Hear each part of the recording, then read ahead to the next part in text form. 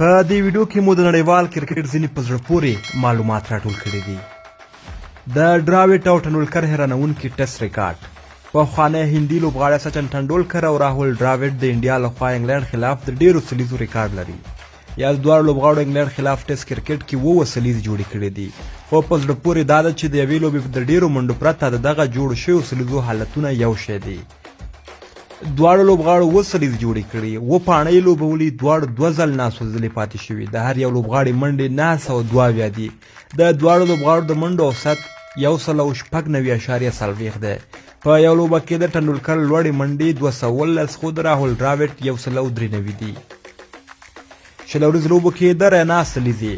د هند کرکټ لوبډلې پخوانی لوبغاړی سروش رینا په شل ورځې لوبو کې 2 سلیزې په یو تاریخ خو په مختلفو کلونو کې وهلې دي. رینا د مې په 2010 میلادي کال کې د جنوبي افریقا خلاف د نړیوال کرکټ لومړۍ سلیزه ووهله چې د انډیا ټول ټال منډې 186 او رینا د لوبې غوره لوبغاړی ونومول شو.